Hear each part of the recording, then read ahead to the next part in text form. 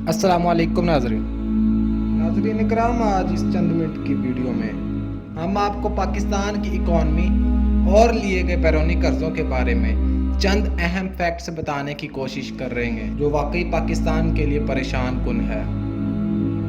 चंद रोज़ पहले पाकिस्तान के federal minister जनाब एहसन इकबाल साहब, जो कि अवाम को कम चाय पीने का मशवरा देते हुए कहते हैं कि हमें चाय कम पीनी चाहिए क्योंकि चाय इंपोर्ट करने के लिए भी हमें कर्जे लेने पड़ रहे हैं। मैं ये भी कौम से अपील करूंगा कि हम चाय की एक एक प्याली दो प्यालियां कम कर दें, क्योंकि जो चाय हम इंपोर्ट करते हैं वो भी हम उधार लेकर इंपोर्ट करते हैं। इनकी ये वीडियो क्लिप खूब वायरल होती है और इनके इस अहमकाना बयान पर पाकिस्तान का खूब मजाक उड़ाया जा रहा है। लोगों के ये खदशात हैं कि कहीं श्रीलंका की तरह पाकिस्तान भी बैंकरप्ट ना हो जाए। इसकी बड़ी वजह बैरूनी कर्जों का इतना ज़्यादा बढ़ जाना है कि पिछले कर्जे वापस करने के लिए भी हमें मज़ीद कर्जे लेने पड़ रहे हैं। मुल्क की हालत इतनी ख़राब है कि IMF ने सरकारी मुलाजमीन को फ़िलहाल तनख्वाह ना देने का मशवरा दिया है। महंगाई इस कदर बढ़ गई है कि 1 लीटर पेट्रोल 235 रुपए में बिक रहा है। तमाम खाने वाली और देकर चीज़ों के रेट पिछले 3 माह में 20 से 25% बढ़ गए हैं। 8-8 घंटे की लोड शेडिंग की वजह से पाकिस्तान इंडस्ट्रीज का चल पाना बहुत मुश्किल दिखाई देता है। इन तमाम बातों के बाद क्या मुल्क की तरक्की मुमकिन है? आइए जानते हैं कि इन तमाम क्राइसिस की वजह क्या बनी। आपको जानकर यह हैरत होगी कि 1947 से लेकर 1958 तक पाकिस्तान इंडिया और दीगर एशियाई ममालिक से तरक्की में आगे चल रहा था।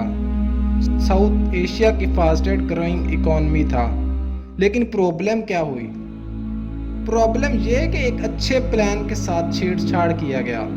1958 में पाकिस्तान में कई पॉलिटिकल चेंजेस किए गए। इस छेड़छाड़ के अवध पाकिस्तान के जनरल अयूब खान ने हुकूमत का तख्ता पलटकर खुद प्रेसिडेंट बन गए। अयूब खान के इस टाइम पीरियड में खूब तरक्की हुई। बड़े बड़े डैम बने, सड़कें बनी, मैन्युफैक्चरिंग 8% से ज़्यादा बढ़ गई। लेकिन इन सब के लिए पैसा आया तो आया कहाँ से? पाकिस्तान लीडर ने एक ऐसा पोर्टल ओपन किया जो आने वाले टाइम में पाकिस्तानी इकॉनमी को डैमेज कर सकता था। वो पोर्टल था डेप्थ यानी लोन। आज तक पाकिस्तान ने IMF से 22 बार कर्जा लिया।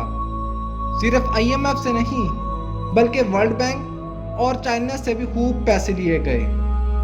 कर्जा लेना गलत बात नहीं, बल्कि हर मुल्क किसी दूसरे मुल्क से कर्जा लेता है। लेकिन इस पैसे का इस्तेमाल कैसे होता है, इस पर मुल्क का सक्सेस और फेलियर डिपेंड होता है। अगर लोन का बेशतर हिस्सा मुल्क की डेवलपमेंट और एजुकेशन पर खर्च हो तो मुल्क तरक्की करता है। लेकिन पाकिस्तान ने लोन का ज़्यादातर हिस्सा पाकिस्तान को एटमी ताकत बनाने पर खर्च किया। आज भी पाकिस्तान के बजट का ज़्यादातर हिस्सा हथियारों पर ही खर्च होता है।